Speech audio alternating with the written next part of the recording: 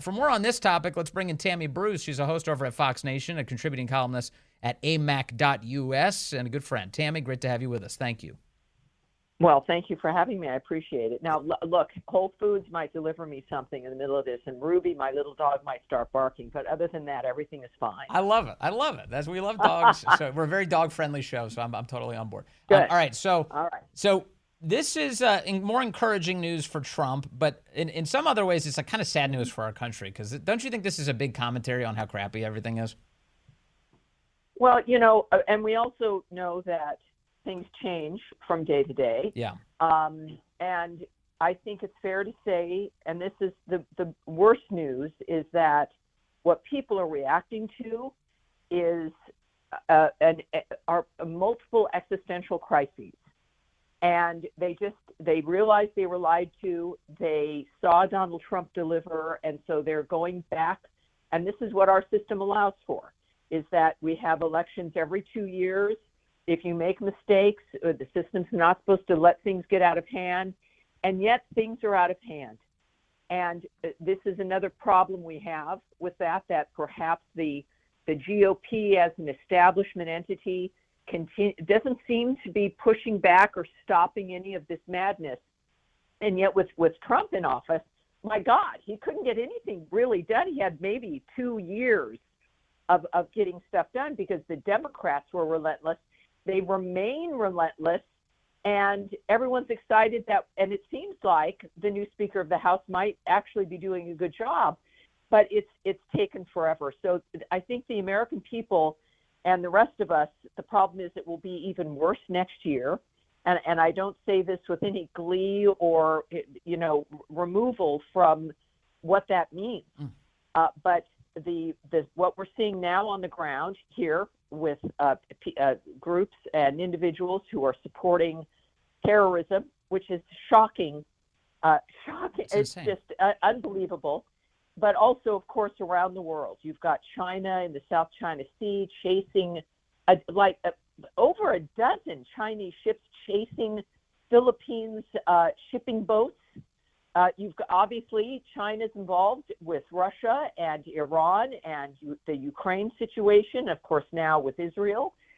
It is a world war, and our troops are being attacked. We have over 50, I believe now we have over 50 injured troops in the Middle East. I guess it's mostly Syria, but I don't believe anything the government's telling us. What I know is that it's enough to where they have to be telling us about it.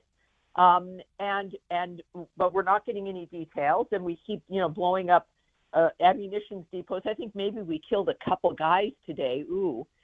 So that kind of response comes from people supporting a man who is now even more outside of both elements of the establishment. And that's the statement. And when you've got the universities clutching their pearls and not knowing what to do with supporters of terrorism. Yeah. When you've got these marches going on and no police department in any major city where they're happening intervenes. We see hundreds of thousands of people marching in London for terrorism. My God. And I've had my experiences on the subway. We hear about these situations, and it's affecting everyone in the country. So it's where it is right now. Things will only get worse.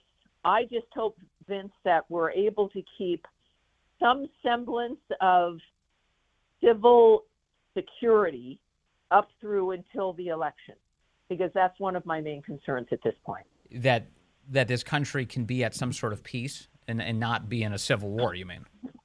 Well, I won't be at peace. This we know from the 2020.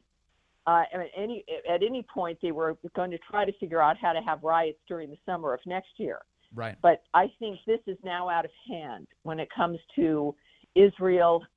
What the curtain has been pulled back on with the people. It's of course euphemistic. It's not pro-Palestine.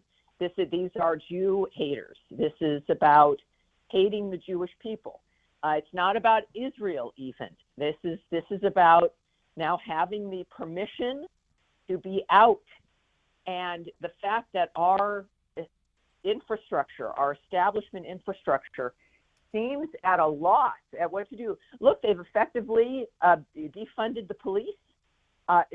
You've got people who have been trained to be afraid of offending someone, and somehow that has manifested into allowing a chance calling for the genocide of the Jewish people.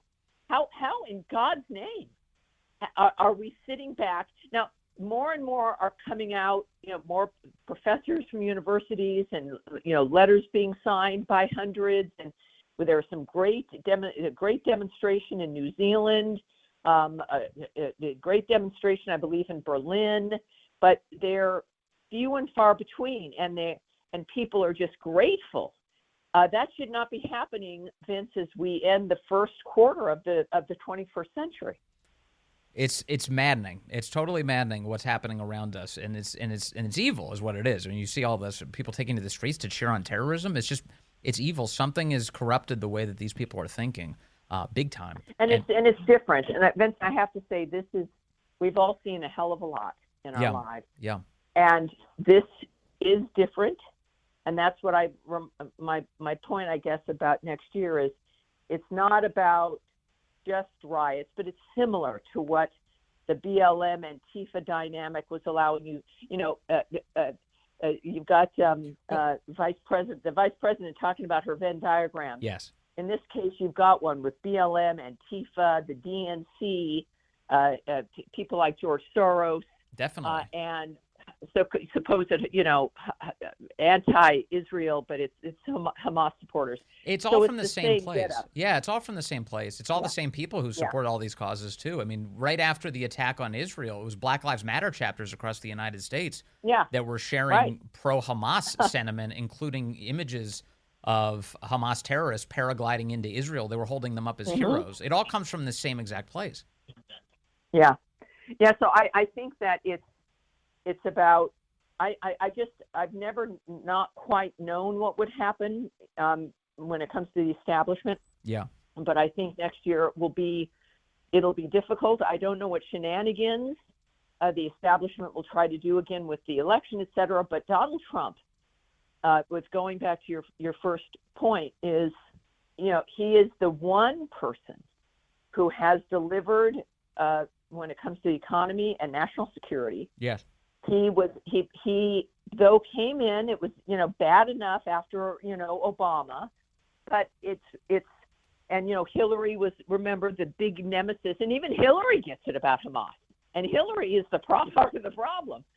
But he will be in a very different position because it's not just about getting Soleimani or getting al-Baghdadi. He'll be coming into, or whoever is going to be the new president, and this is why it's going to matter, a hellstorm here and abroad, not just abroad, but here as well. So it's going to have to be somebody who can genuinely bring people together, and I think we're going to be in a state where if it's Trump, the establishment will be, it's going to be required. Trump is willing to work with. We've seen his biggest weakness is his personnel choices sometimes. Yes. Proving he's willing to work with anybody. And that sometimes has been frustrating for many of us. For sure. But in this case, it's going to have to be everyone coming together. And no matter who the president is, and that president is going to have to be someone that Americans and the world look to as someone who is strong and can be trusted. It certainly cannot be a Democrat at this point. That seems a little ridiculous. Yeah, I totally agree. I was just citing from a Politico magazine piece this morning that's making the rounds.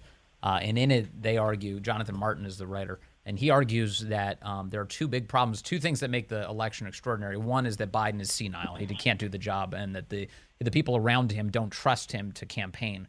The other is that he says that Trump is a unique threat, that the former president is an exiled strongman who's taken over a traditional political party and is attempting to reclaim office to consolidate power and punish his enemies with little regard for the Constitution. Now, I just read that paragraph out, Tammy, and I thought there are two things that Democrats fear here. Certainly the people who are in control right now.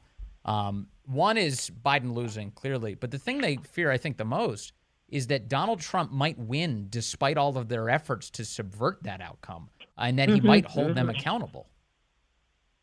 Yes, God forbid, right? It's funny what they describe is literally, once again, exactly what they're doing.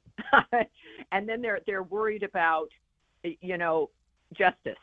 They're worried about, well, this guy's going to, but see, they're only worried about him in that regard. I think that's what's very revealing. Yes, it is. They're not worried seemingly about anybody else holding them to account for what they've done. And the conditions that we just discussed that are unfolding around the world are a result also of those very same people who were more obsessed with Donald Trump and just didn't happen to look up. Everyone's saying about, Israel, how did Israel miss this? How in God's name did we miss this? Israel's not out there as, some lone actor.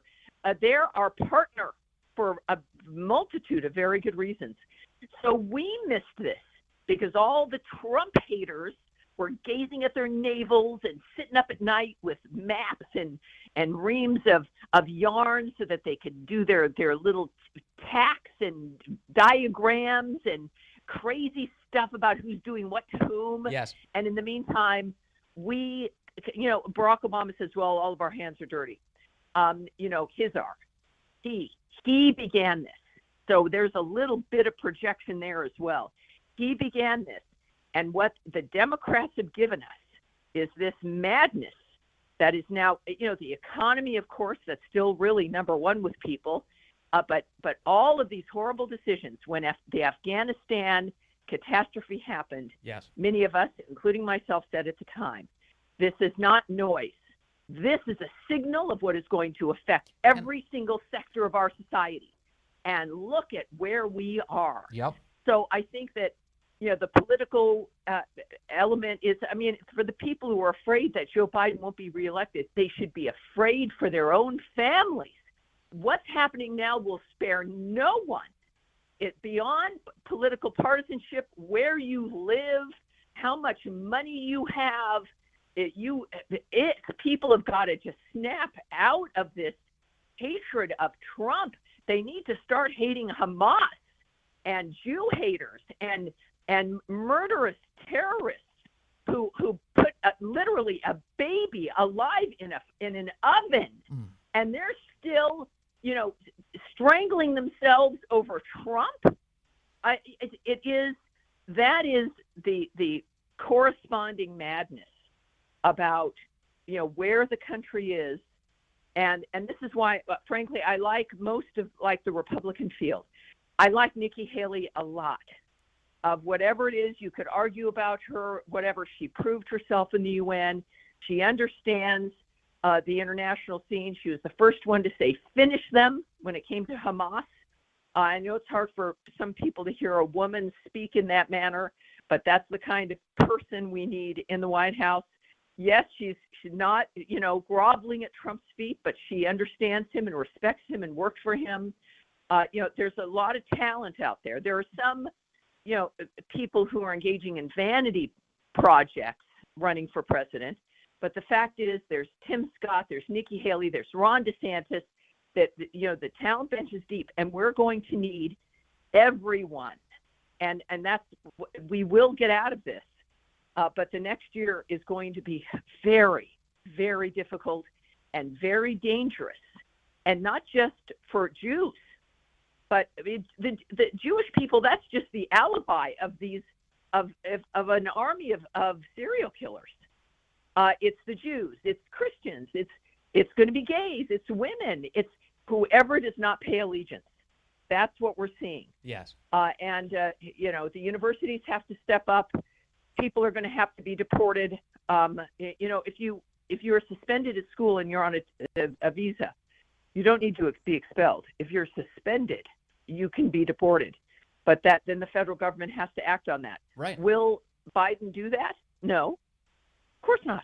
No. He's too weak. Yeah. All right. Well, Tammy Bruce, my God, there's so much that you hit today, and I'm so grateful for it as always. And give our best to Ruby. She was so good during this whole interview. I really appreciate that. Thank you. Yeah.